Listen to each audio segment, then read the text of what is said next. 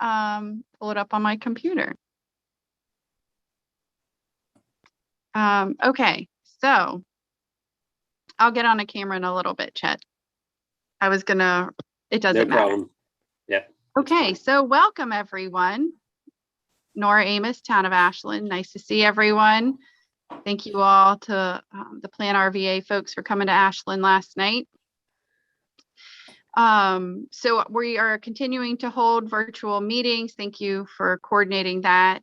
It's especially helpful for schedules, I believe. And we'll move on to attendance. Is Ms. Mueller here to do attendance for us? Ms. Mueller is no longer employed by the TPO. Mr. Reagan is filling in admirably, and he'll do the roll call. Okay, well, thank you.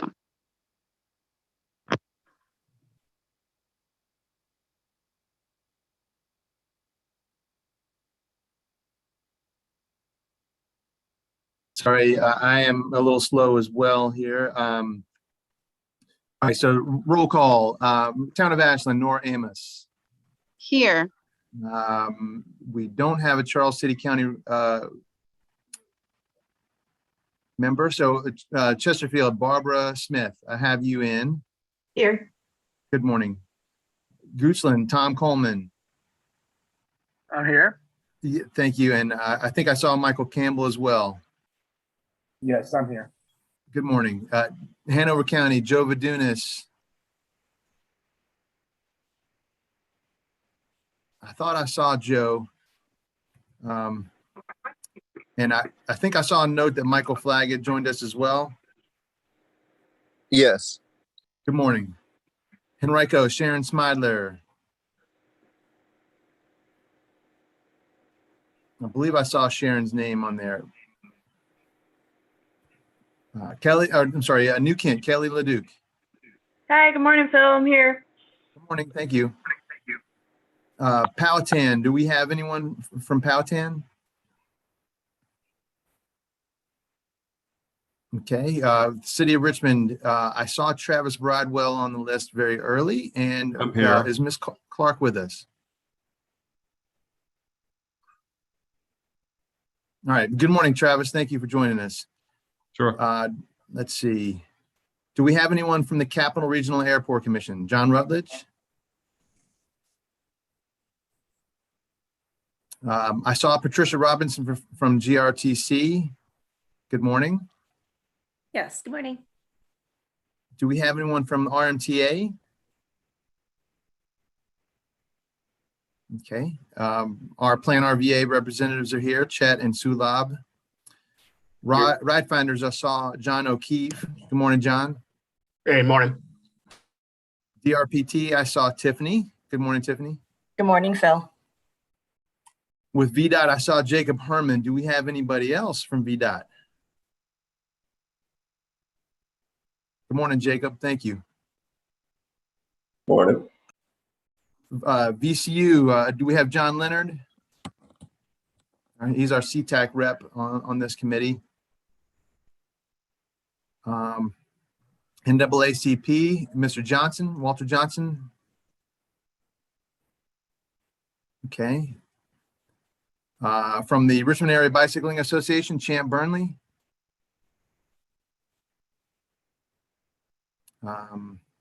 Virginia Asian Chamber of Commerce. Do we have anyone from there? Okay. Senior Connections. I saw Mr. Williams' name. I'm here. Good morning. Good morning, Mr. Williams. RVA Rapid Transit, Ben Campbell, or anyone else? From Bike Walk RVA, Louise Lockett Gordon. I'm here. Who was that, Mr. Campbell?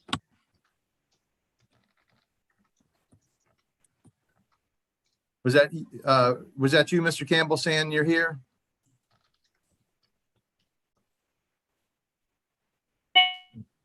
Yeah, I'm here. Mm-hmm. Okay, thank you. Good morning. Do we have any representative from the Port of Virginia? Hi, good morning. This is Melissa Fulleron attending on behalf of Barbara Nelson.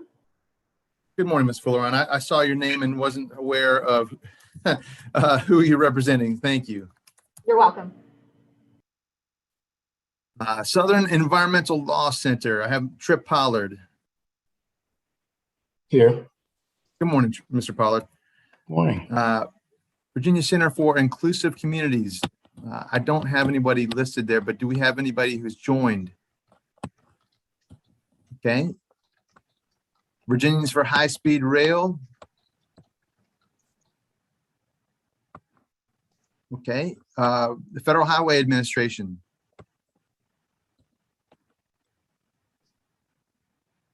Okay, I've got Mr. Swakowski from Tri-Cities joining us. I'm here. And I saw that we had an entry for the Virginia Hispanic Chamber. Who was with y'all this morning? Bill, I believe they dropped, but we'll keep track of the participants and see if they were able to join back. Okay. Well, did I miss anyone? I feel like I saw a couple of names on there that did not appear on my list. Let's circle back to Henrico. Is Sharon available to? Yes, Sharon Smidler, Henrico is here. Sorry, my sound wasn't working before. Thank you. Good morning, Sharon. I did see you, so we at least had some acknowledgement. Did I miss anyone else? Like I said, I feel like as I went through the list early, there was a couple of names I didn't have associated with organizations on my list.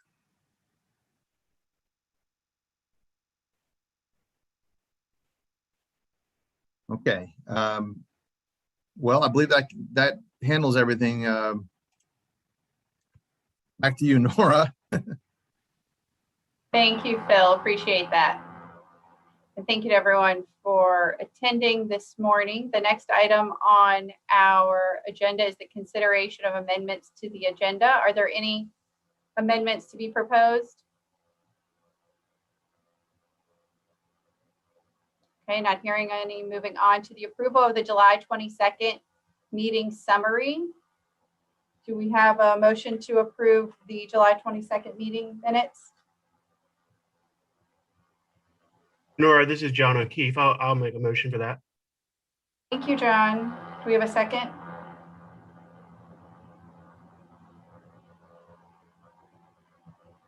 Sharon Smidler, second. Sharon, so we have a motion by John O'Keefe and a second by Sharon Smidler for the approval of the July 22nd meeting summary. All in favor, say aye. Aye. Aye. Aye. Aye. Opposed, nay. Okay, those are approved. Thank you. The next item on the agenda is the public comment period. Chet, did we receive any public comment for you to share this morning? No, we have not received public comments. I did, if it's okay, I want to provide a brief update on virtual participation. We're looking at utilizing the Zoom webinar platform so that there will be a little bit more streamlined approach to public comments, particularly where people can register to join the meeting, and then we'll be able to call on folks during the public comment period and be able to hear directly from them rather than coordinate between YouTube and email and other types of platforms. So I look for that hopefully across all of our different boards and committees over the next few weeks. That's great. I appreciate that, Chet. And for those attending, if you don't mind, if you are able to get on camera while speaking, that's very helpful. If we're able to just see your face while you're speaking. If you can't, we understand. The next item on the agenda is the LRTP process update, task number 5, evaluation. Sulab, will you take over for us? Thank you, Madam Chair. Good morning, everybody. I'm gonna just make this full screen first. So this is the final step in our process flow. Since the board adopted the constraint list of projects in July 1st, staff are working on evaluating the constraint plan. And this is the first time in which we are evaluating the performance of the constraint plan through 5 different quantitative matrices. So we have, the first one is the system-wide performances, in which we look at all the different translation modes and try to develop matrices so that we can compare the build condition and the no build condition. Then we have the transportation savings, economic impact analysis. Environmental justice analysis is something which we have done in the past, and Miles presented that in our previous meeting. And then for the extension of the environmental justice is the accessibility analysis, which I'll be presenting today. So the first matrix for system-wide performance is for highway is the congested lane miles. So basically, we look at the daily level of service and look at the congested lane miles, which is basically level of service E and F, dark red and orange in these maps, and try to see what percentage of the total lane miles in the Richmond region is congested. This is only based on those lane miles which are in the travel demand model. So mostly major collectors and above. It doesn't include minor collectors, most of the minor collectors and local roads. So as we can see in the base here, before talking about the scenarios, just wanted to give an overview of the scenario. So the base is 2017 with 2017 population and employment and everything from 2017. No build is existing and committed network. So anything which is existing and which is committed through VDOT's 6-year improvement plan, which is currently goes to 2026. Anything which is phased for completion till 2026, it's there in the network.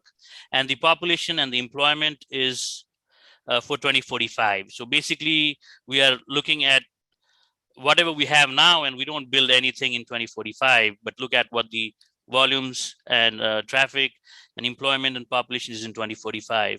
And then build is the full implementation of the long range transportation plan projects for 2045, looking at 2045 network, 2045 population, employment, and traffic volumes and everything. So as you can see in the map, the red is basically, dark red is where we have the congestion.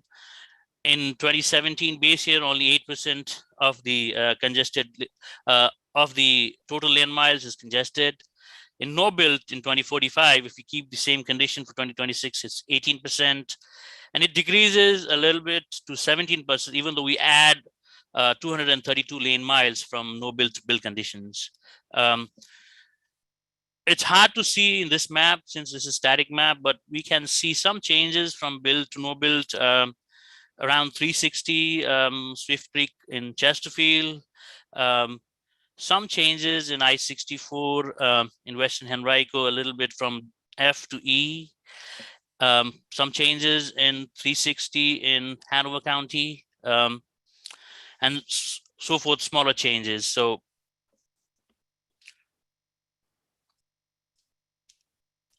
the next performance, system-wide performance, which we are evaluating, is the travel time improvement in the major corridors in the region. So we selected basically 6 corridors, 250, 288, 295, 360, 60, and 95, and also looked at the regional activity centers. So these major corridors in the region connect almost all of the activity centers, which is highlighted in yellow in the map.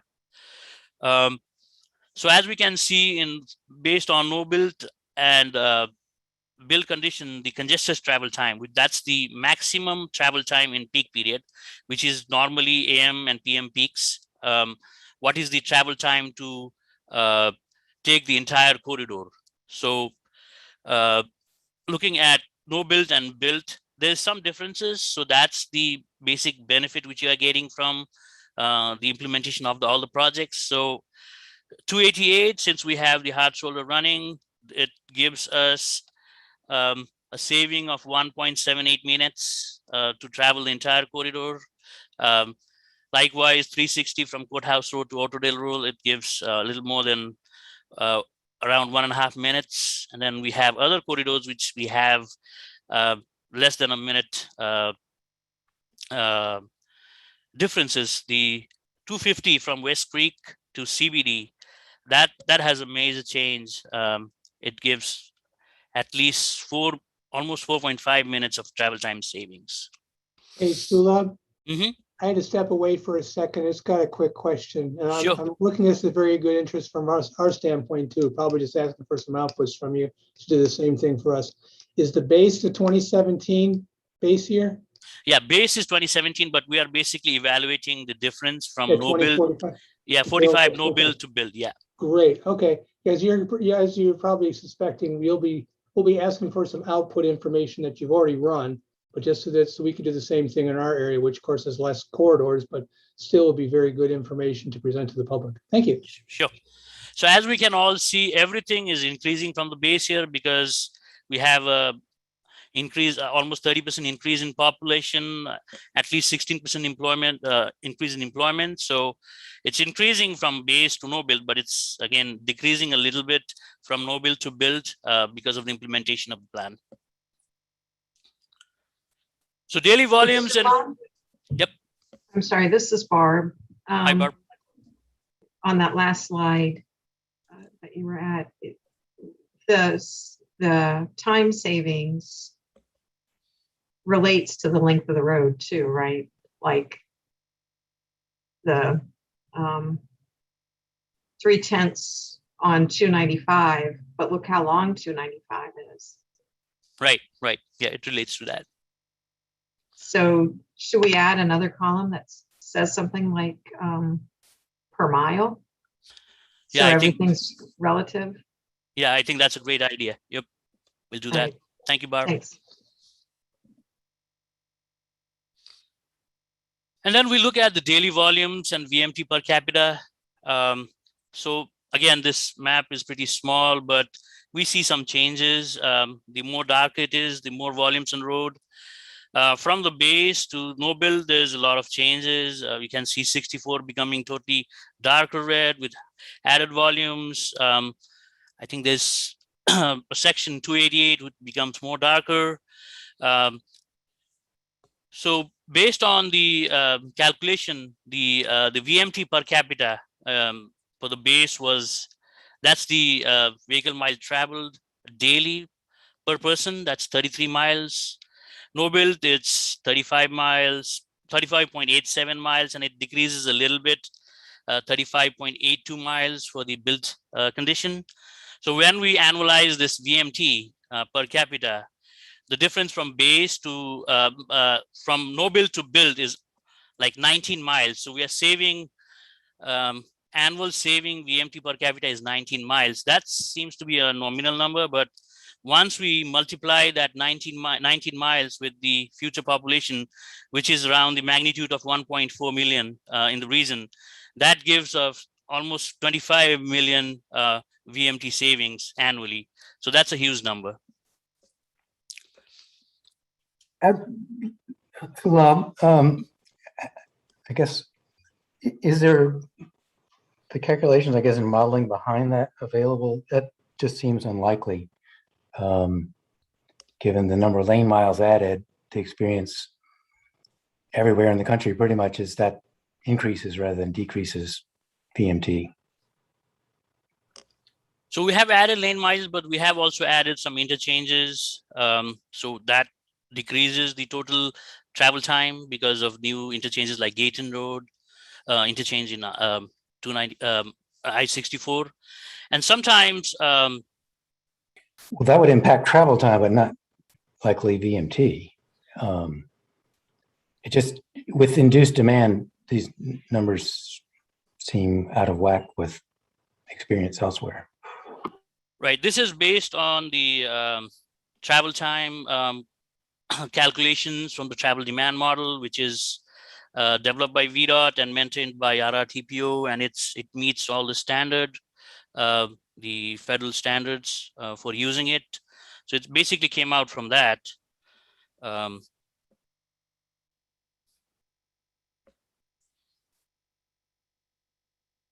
Well, we can follow up later, but Sure. I And wanted to flag that. Looks Sure. like a issue to me in the data. Sure. We have the technical documentation, I think Z, which is the constraint plan evaluation, in which we have described the methodology in detail. So that might help you a little bit, but obviously, since we are getting this from the travel demand model, it doesn't show all the calculations. So the next thing is then we look at the transit performances and transit ridership and passenger miles traveled. So base is basically 2017 before we had and that's in the model. Basically, it was in the model when we developed the model. So we didn't have the short pump extension in Henrico County. We didn't have Route 1 in Chesterfield. So that basically was our base. And then no built is what it is existing now, which includes the short pump route as well as the Chesterfield route. And that's what we are taking as no build for 2026. And obviously the build is whatever the projects we added, which is Route 1 North, as well as enhanced routes, the one which goes to Westchester in Chesterfield, and I guess a few other routes which have high frequency routes, high frequency routes, which we basically added in the long range transportation plan. So base scenario, the ridership 28,000, no build 35,000, and then build 46,000. Sulabh, this is Ben. Can I ask you a couple of questions on this? Sure. First, you cut out 5 of our 11 projects on transit. I would be interested in knowing what building and the staff cut that out without the approval of this board, or at least without significant discussion here. I wonder what the effect would be in build if we actually included all 11 of the projects that we put in. That's the first question. And the second question is, which I think is ultimately the most important long range, do we have any sense, is there anything that we project doing in serious transit that would affect positively or the congestion issue in traffic? That is, when you, for example, if we're looking Northern Virginia right now, or looking at I-95, we're looking at putting in a rail line because we hope that it will deal with at least stopping a further increase in congestion on I-95. And one would hope that if we do this properly in Metro Richmond, we might have some effect upon your congested areas. That would be the real evaluation ultimately of transit, that and its effect upon lower income people. Right. To answer your first question, we just didn't include the BRT routes. We included the Route 1 BRT, but we didn't include the other 4 BRT routes. But we do have the enhanced transit in those routes. So those 11 projects, it was quite overlapping, that we had BRT and then we had enhanced routes in the same corridor. So we can't actually have both of them coded, because if there's already a BRT, it doesn't make sense to have the enhanced transit. Okay, thank you for that. So obviously, if you have BRT, I think there would be a little bit increase in the ridership, because the BRT would catch more people, I think. So it might increase a little bit. And a couple of BRT routes go further, like the one Carey-Main, it goes all the way to short pump. So there is a little bit coverage expansion as well. So it would cover a little bit. So definitely if we had used the BRT instead of the enhanced transit routes, the daily ridership would, I think, definitely increase a little bit. Not but would much, it then affect the VMT? Yeah, would on the other side. It'll reduce the VMT for sure. And it would be good to find some way of evaluating that, Sulabh, is what I'm saying. There's Sure. a crossover between these two categories. Sure.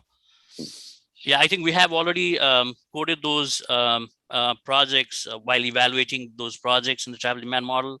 So we can, once the LRTP is approved, we can take that as a different exercise and see what would be the change in transit if we have all those BRT routes instead of the enhanced transit routes. Yeah, Sulab, I can jump in quickly. The choice to go with the 15-minute frequency improvements was done in consultation with GRTC, as opposed to going directly to BRT. So incremental updates, we hope that we can implement the 15-minute frequency soon and then swap that out for BRT improvements in the near future. But Chet, do we see any impact upon the congestion of automobile traffic from doing effective public transit? Yeah, I mean, sure, I think so, but that probably warrants further direct study on that, Ben.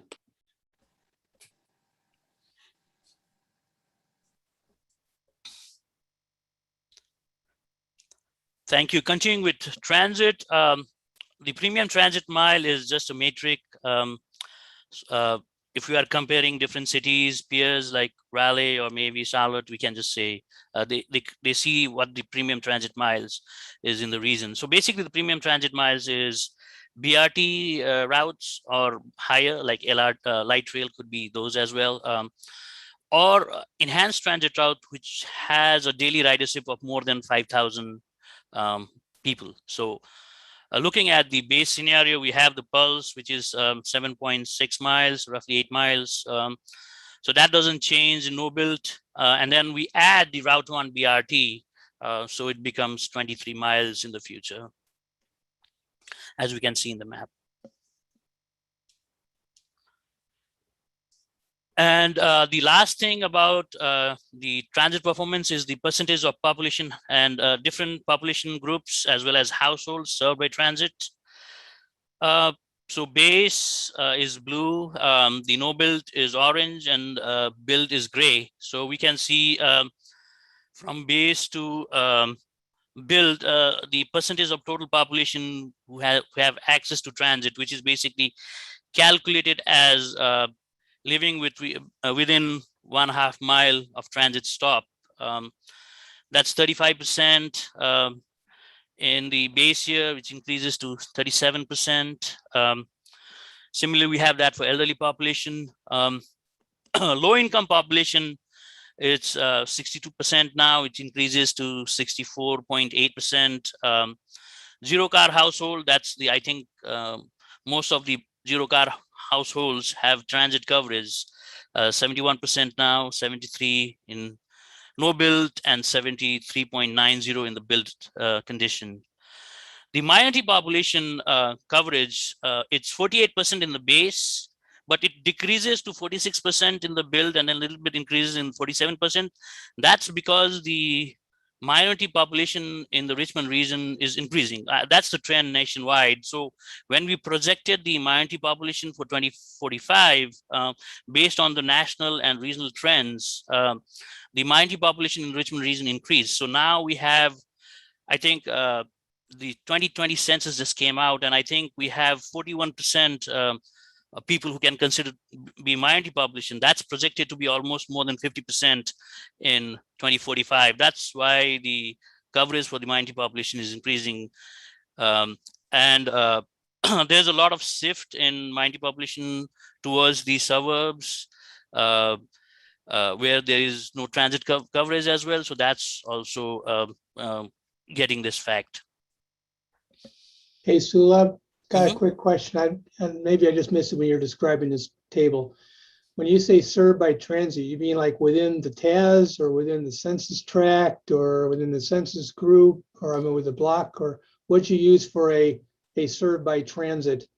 So we use one half mile of the block population, but we only calculated what was, first of all, the assumption was made that the population within the TAZ is homogeneous.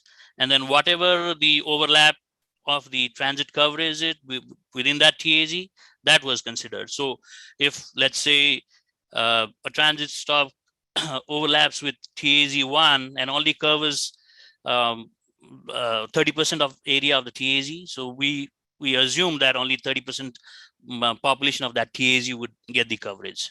So it's not. And you said within a half mile of that route, basically. So that's when you figured the percentage. If it's beyond that, then you said, nah, it's not going to happen.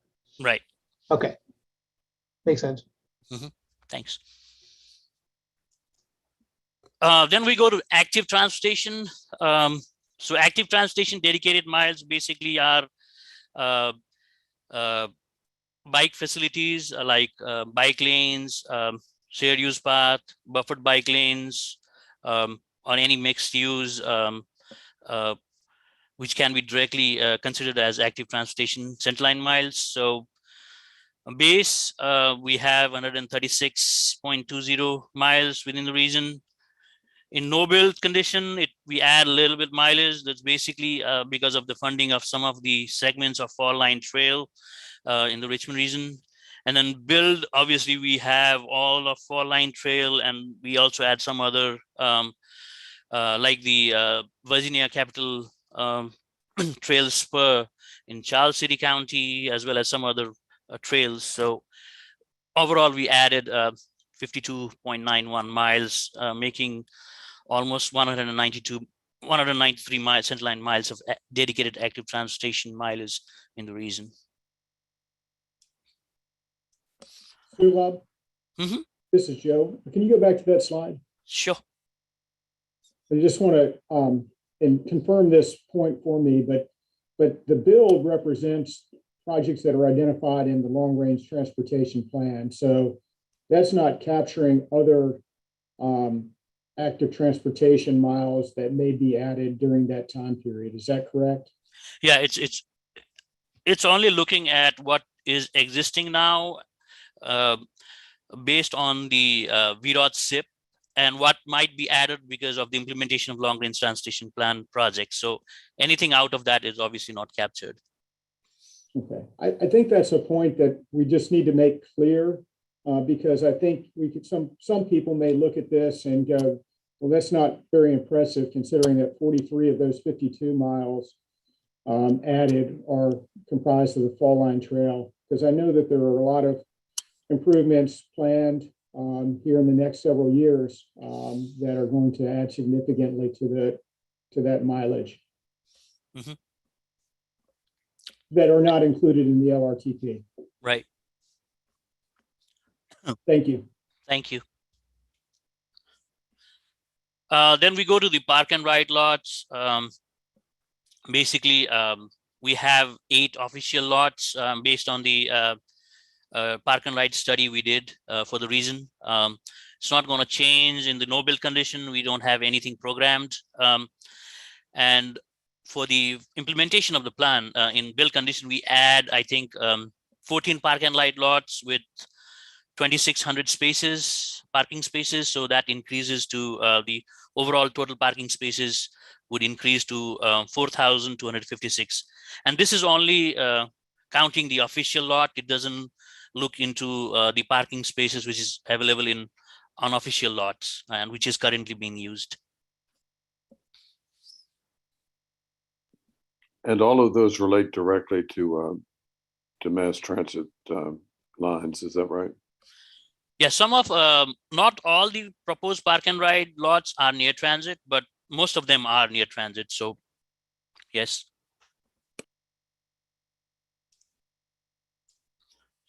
And then finally, the bridges. So we are, we selected 16 bridges which are in the national highway system, which are structurally deficient or likely to be structurally deficient.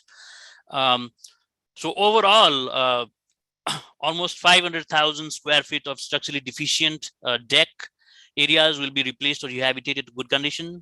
And that's one target which we are not meeting in the state. So so we have a target for good conditions and we have a target for poor condition. We are meeting the target for poor condition. It's lesser than what it has to be, but most of our bridges are in fair condition and not in good condition. But once this plan is implemented, almost more than 500 square feet of a deck would be in good condition, which is one of the performance measures, federally required performance measures.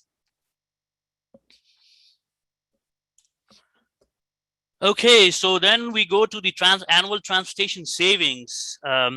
This is something we haven't done in the past, but we looked at the benefit from different types of transportation savings.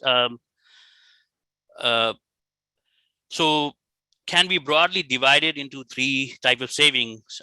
The operational saving, which is basically the auto delay saving based on the implementation of project, and then the truck delay. They have been separated because the monetary value of truck delay and auto delay is different. Truck delay is a little bit higher. And then obviously the VMT saving, which is basically fuel related and non-fuel related savings, mileage savings, which we all know about. It's, I think, 57 cents per mileage and comes out from the IRS every year. So altogether, adding all these three savings in 2045, from 2045 when everything would be implemented, the annual operational saving is $485 million. Then we look at the environmental savings, and we only looked at the ozone precursors, the volatile organic compound and nitrous oxide. We didn't look at other pollutants because these two pollutants have been historically have been problem in the Richmond region. So not much, but we have some reduction in emissions. And based on the calculation, it's around $348,000 annually in 2045. And then we have the safety saving. It's basically the monetary value of reduced fatal and severe injuries because of the implementation of the projects. And each fatal crash equivalents to around, I think, $850,000, whereas severe injuries is $100,000. So this was one of our performance measures when we evaluated the project. So the safety savings is basically adding all those individual spot changes and then getting the final number. So overall, $120 million net saving every year based on safety. The one thing which was hard for us to monetize was the access benefit, because we are also getting access benefit, like we are reaching more jobs and more destinations because of the implementation of the plan, but there's not much in the literature about how to monetize accessibility benefits. So for the time being, we just looked at these three categories. And obviously there's something called as the overall value of, I'm forgetting the right term, but it looks at things which are not covered directly through transportation, anything else. So that's also hard to monetize. But looking at these three savings, the net saving is $606 million annually. That's in 2030 dollars, because the project's cost was also expanded to 2030 dollars, so that everything is in calculated for the same year. So that's why this is also inflated to 2030 dollars. So $606 million in 2030 dollars annually once everything is implemented. So from 2045. So total, just two very quick comments on this. This is very dependent on the VMT calculation, which, as noted earlier, I think it raises some questions. And I know what you mean about some things being hard to calculate. But there's no recognition or attempt to calculate the environmental costs, such as loss of carbon sinks by adding all those lane miles. Yeah, I think that's a good point. So we only looked at the benefits. We didn't look at anything negative. So that might be a next step. So your environmental savings are not net against additional costs. They're simply the benefits that we can identify. Right. Okay.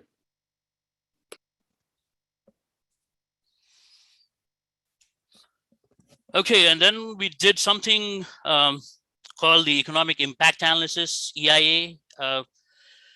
So this looks at the evaluative economic growth, which would be generated by the 2045 plan implementation due to the changes in productivity and competitiveness attributable to the transportation conditions. So it tries to answer the question, how do the transportation projects in this long-range transportation plan ConnectRVA 2045 as a whole impact Richmond region's economy? And we looked into literature for this, how to evaluate this, and we developed a tool based on the recent extensive study called as EconWorks, which is the product of Strategic Highway Research Program, which is a national partnership of AASHTO, which is American Association of State Highways, the TRB, Transportation Research Board, and Federal Highway. So it's a pretty detailed research project, which has been vetted by these agencies. So it looks at the direct impacts, which is basically jobs, the wages, the wages of those jobs, and the overall economic output from those jobs. And then the secondary impact, again, which is again looked at in form of jobs and the wages we get from those jobs and the overall economic output. So the total impact is the direct impact plus secondary impact. So the way the tool worked was that each project was calculated separately. So we know the economic impact for each project. But since a lot of our projects overlap, to scale the double counting due to the overlap of projects, we used a factor to decrease the overall impact.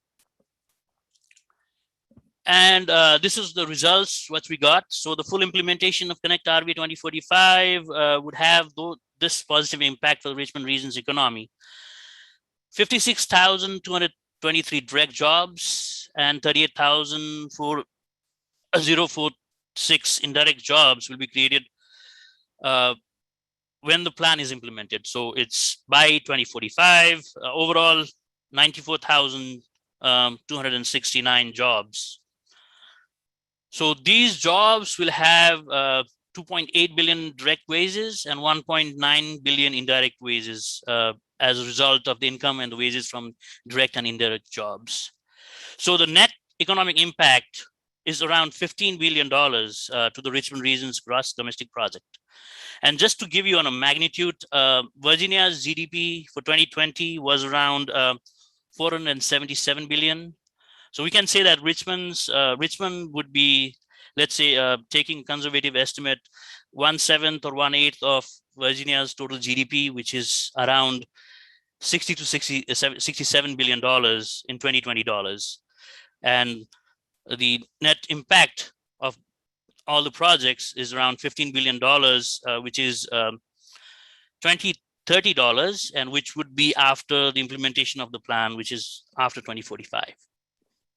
So, Love, are we talking about the jobs that simply relate to the construction of transportation here? So those are direct jobs, but there would be indirect jobs as well as the result of those constructions, or added accessibility or added lane miles. So the tool has all those things inbuilt in it, and it calculates that.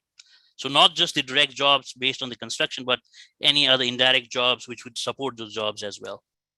But the great hope for the increase in transportation is the spurring of economic development and the attraction of industry and further employment. It looks like we're not really able to nail that like we need to here. Right.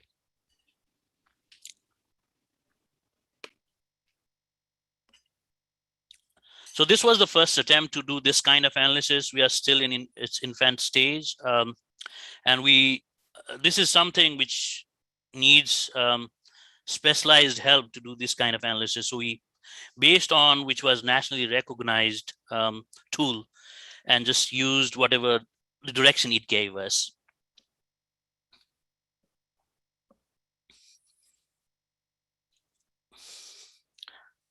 So the next thing is the environmental justice analysis. Miles, in our last meeting, discussed this. So basically the comparative assessment of benefit and burdens across the spectrum of equity emphasis areas in red, which we have identified, and the other areas. So if you look at the number of projects, altogether we had 210 projects, 78 don't serve the equity emphasis area, 132 serves. So $3.4 billion being invested in those areas, 2.3 billion not being invested. If you look at the per capita investment, for all population, the per capita expenditure is 5,478. But if we look at just the projects that serve the equity emphasis area, it's almost double. It's 10,266. So the funds have been equitably distributed in ConnectRVA 2045. And then we go to the accessibility analysis, which is basically the same thing, looking at the benefits and burden, but looking at the no built and built conditions. So we look at three different things. First one is the average number of jobs and work and non-work destination opportunities by different transportation modes within a reasonable specific travel time based on mode. The second one is the average travel time by trip purpose, and then the third one is the access to transit within certain walking and biking travel times. So this table looks at the 4 modes: auto, transit, biking, and walking in built, no built conditions, and also breaks down by the equity emphasis area and non-equity emphasis area, as well as region-wide. Similarly, we do that for destinations, weighted destinations, and the destinations, we have broken it down by different destinations as well. So we have identified 7 destinations, which is not obviously in this slide, but it's in our technical documentation. So we look at each destination differently. This is the weighted destination, which includes all destinations, but we have that analysis for different destinations like grocery stores, pharmacies, school, colleges, government center, parks, and libraries.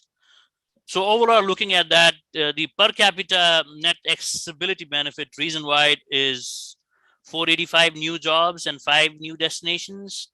That's basically the average new jobs and destinations accessible within 30 minutes by auto, biking, and walking, and 45 minutes by transit. That's region-wide. And then if we look at the equity emphasis area and non-equity emphasis area, the benefit is more in equity emphasis area. 745 new jobs could be accessible in that time, and 7.6 new destinations, that's per capita. Looking at the non-equity emphasis area, it's 332 new jobs and 3.9 new destinations. And then we look at the average travel time and trip length by trip purpose. So basically, we look at what is the average time for trip time and the average trip distance which the people would take for different trips. So we have all 4 different trips: home-based work trips, non-home-based trips, home-based shopping, as well as home-based others. So let's take an example of off-peak from built to non-built. So we are saving the average in average in each trip 10 seconds. So which seems to be a very nominal number, but again, considering that the Richmond region would have more than 5 million trips daily, this accounts for almost 14,000 hours of travel time savings. So it looks nominal in this because we are only gaining a few seconds, but overall, if we multiply that by the population and again annualize it, then it's going to be big numbers. So the equity emphasis area slightly better decrease in travel times compared to non equity emphasis area. In some cases, it's actually the reverse, but mostly it's the the equity emphasis area, which gets a little bit benefit. And then finally, we have the accessibility analysis, in which we look at the percentage of population within these areas, the equity emphasis area, the non-equity emphasis area, and region-wide, who can access to transit within certain walking and biking travel times. So for walking, we have looked at travel times from 5 all the way to 30. Biking, we just looked at 10 and 30 minutes. So as we can see, as the walking set increases, the percentage of coverage of population increases. So in the built condition, if you look at the access to transit within 30 minutes, for equity emphasis area, it's 87%, whereas for non-equity emphasis area, it's just 40%. Again, with biking, if you are biking for 30 minutes, which is basically 5 miles, we took average speed of 3 miles per hour for walking and 10 miles per hour for biking. So that 30 minutes meant you cover 5 miles. If you travel 5 miles, then the access to transit in equity accessible area is almost full, like 98.3%. In non-equity emphasis area is 79.1%. So a lot of information and a lot of time we spent on all this. First time we did for the long range transportation plan to evaluate the plan. And I think that's all I have. If you have any specific questions, I can answer it now, but I think the best way would be to review the technical documentation, which is posted in the website. And again, we can talk offline as well. But I know this is a lot of information to digest. Thank you, Sulabh. You're right. That is a lot of information. I appreciate everyone's questions and comments during the presentation. Great job putting all of this together. I'm glad we have a numbers person who your mind works well with this. Are there any other questions or comments? Sulabh, if we have additional comments, when would you like us to get those to you? So the public comment period is open till September 15th. So we'll probably like within that time frame or earlier than that. So. Okay. Pat, do you have anything else you want to add, or you want me to move on to the public engagement portion? Yeah, this is a good chance to move on to the next agenda item. All right, thank you. So I wanted to talk briefly about the current public engagement process, and I'm going to share my screen. So the ConnectRVA 2045 website is updated and current. Hopefully everyone here has received possibly multiple emails and social media posts and others that the comment period is open. It started August 16th and runs through September 15th. So if you go to the project website, that's what's on the screen here. I'm just going to walk through this quickly. You can view the materials for the draft plan. We have Chad, this is Phil. I think I'm only seeing the agenda. I think we're still sharing Sulabh's screen. This is Sharon with Henrico. I can see the ConnectRVA 2045 webpage. It just came up for me as well. Okay. Yeah, I was going to say it just came up. Thanks for checking. Okay, thanks everybody. Okay, so if we're following along, I'm scrolling. The first option is to view the draft plan, and this is the main document, what's in the blue. And if I go to that, you'll see it's 115 pages. We were very deliberate to try and keep the page count down for the main plan. After you go through the introductory pages with the thanks, there's a table of contents, which is clickable to each of the chapters. And it goes through basically the process that was followed, issues to address, what matters most for the future, what are the options, how can we realistically get there, And then kind of what Sula reviewed today, how do we do this time and how can we do better next time? If I go back, right under the plan link is the plan appendices. And this is the supporting information, the spreadsheets, the calculations, more information on each of the chapters and the work that was done. And that's roughly, right now, it's one document. We're going to split that into each of the appendices, but it's about 1,000 pages of supporting documentation for the entire life of the planning process. So the past 20 months or so, all of the work that was done, the public engagement, the feedback we got, it's all contained there. Some other ways, I think most people will probably just look at the main plan document, but some other ways to get involved. We've developed a story map, which, as we all know, it's a great tool for connecting information and portraying the story of what the plan was. So you can go through that. It's very similar to other story maps that have been developed. We have developed, hopefully people have watched this, a 2.5-minute video that's kind of a quick explainer on long-range planning and regional planning. Hopefully that's helpful for the general public.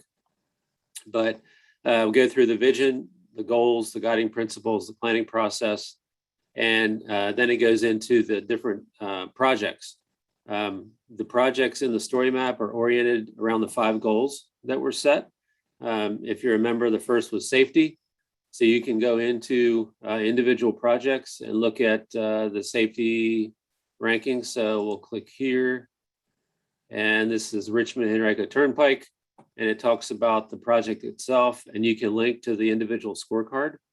If you remember the scorecards, that was each project, I think 243 projects. Each one received a scorecard that went into the ranking and prioritization process. So that's available under each of the 5 goals, different project mapping and how it relates to each of these goals. So mobility, equity and accessibility, economic development, environment, land use. A quick description in the story map about funding and how the funding was developed and how it looks for the life of the plan. So from current out to the horizon year of 2045, how the plan is used and the public engagement and opportunities specifically for this current public review period. So we started our in-person events last evening in Ashland at the library. And there's a number of other, I think 5 other in-person events that are scheduled around the region over the next few weeks. Another one tonight, and it goes through September 14th. We also have virtual opportunities to be engaged. We've set up a Connect with an Expert opportunity, so people can go on here and sign up for specific times to schedule a Zoom call with one of our staff members for direct questions or just to learn more about the process. And that'll go directly to our calendar system and get us connected and create an online opportunity for that kind of feedback. We also have an online form, a Google form that's developed here where people can add questions and comments directly here and hit submit on the page. And then obviously there's learn more at the many different opportunities to review more about the process. If I go back, the last thing here is if I go back to the ConnectRVA 2045 page, you can go back at the top and navigate through the resources. So this is an archive of all the different public engagement activities we've done for the life of the plan. Again, a collection of the reports and data that have been developed, starting, I think, with the socioeconomic data report back in 2019, 2020. The materials that have been developed as part of the process, and then an archive of all of the meetings, including this LRTPAC and the other meetings that have taken place across the region. So with that, I buzzed through that really quickly. Hopefully people get a chance to take a look through this in more detail. I would encourage everyone here to please share this. Part of the reason you're on the advisory committee is you're connected to lots of great people in the region, and we want those folks to have the opportunity to take a look and provide feedback on the process. We do have some ways to track interactions. So when people look at the story map, when people submit their forms, it really helps to understand what the desires are, what the feedback is from around the region. So anything that you can do to encourage the actual interaction is greatly appreciated. Nora, with that, I mean, I can play the video if anybody wants to see it. Otherwise, I'd turn it back over if there's any other questions from the group. How long is the video? 2.5 minutes. You should play it. Okay. All right. Let me make sure I can share that correctly.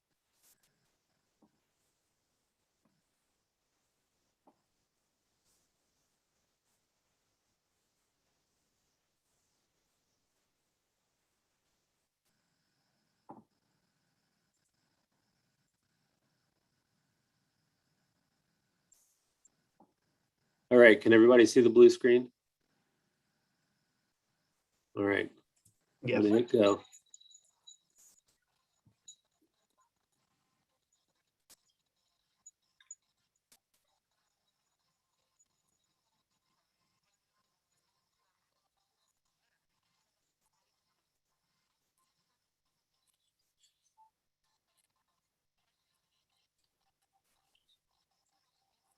Can everybody hear the sound? I can't hear the sound. No, I can't hear the sound. Yeah, No, no sound.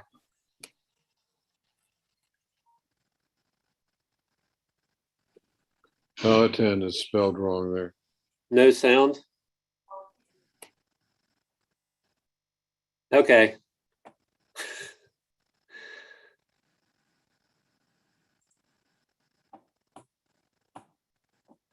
Oh, well, I tried.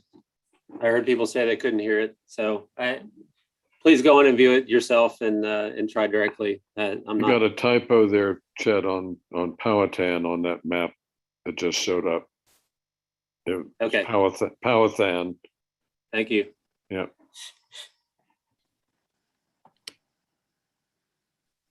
All right, we'll all go and watch it. Chet, thank you for trying there. So let's see what's next on our agenda. Oh, so our next meeting is September 23rd. And will that be at 9 o'clock? Yeah, I think that's going to be 9 o'clock meeting. And at that meeting, we'll be asking the LRTP advisory committee to adopt this plan. That sounds very exciting after all this time. Any additional questions or comments for the group before we leave? Well, thank you all for your time and have a great day.